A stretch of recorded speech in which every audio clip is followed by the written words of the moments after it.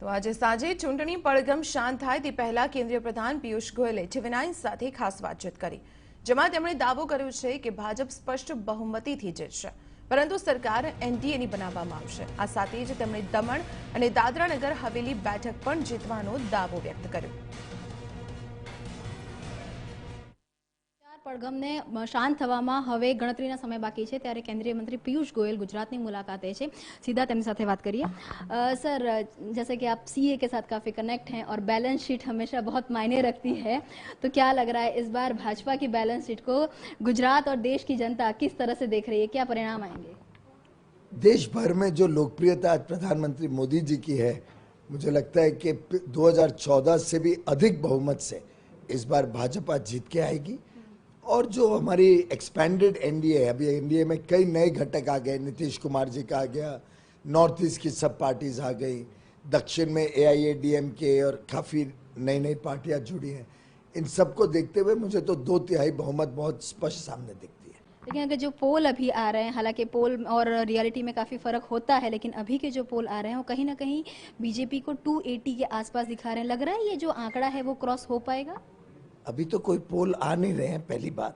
और मैंने जितने देश भर में से फीडबैक ली है, और हम तो बड़े प्रोफेशनली भी इसको चुनाव के पहले कराते हैं, उससे एकदम स्पष्ट रूप से आज से 4 महीना पहले भी दिख रहा था कि भाजपा पिछले चुनाव से ज़्यादा सीटें लेगी।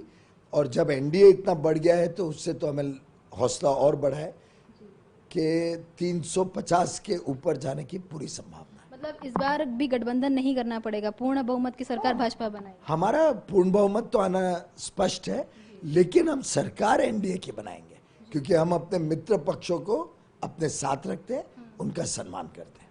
सर, 2014 की अगर नहीं है जो एक दिन दोस्ती करते हैं, दूसरे दिन थप्पड़ मारते हैं, तीसरे दिन स्टेज वापस शेयर करते हैं, चौथे दिन स्टेज से जूता मार देते हैं।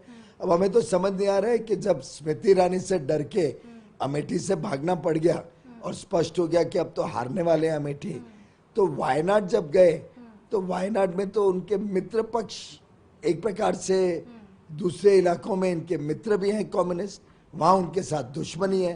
फिर बोलते हैं मैं प्रचार में लेफ्टिस्ट के सामने कुछ बोलूँगा नहीं। तो बड़ी कंफ्यूज पार्टी दिख रही है आज को। मुझे लगता है हर रिकॉर्ड ब्रेक होगा इस चुनाव में, और प्रधानमंत्री मोदी जी को गुजरात की तो 26 सीटें मिलेंगी, उसके साथ साथ दमन दीव और दादरा नगर हवेली की 2 और साथ में यहाँ पे जुड़ी हुई हैं। ये सब सीटें स्पष्ट पूर्ण रूप से मोदी जी के साथ हैं। धन्यवाद हमारे साथ बातचीत करने के लिए। तो आ હતા કેન્દ્રીય પ્રધાન પિયુષ ગોયલ કે જેમનું સ્પષ્ટ માનવું છે કે ગુજરાત ફરી એકવાર ભાજપા સાથે જ જશે અને જે જીતનું જે પુનરાવર્તન છે તે સાથે તેની સાથે જ દેશમાં પણ પૂર્ણ બહુમત સાથે ભાજપ આવશે। કેમેરામેન દેવજી સાથે કિંજલ મિશ્રા, TV9 અમદાવાદ।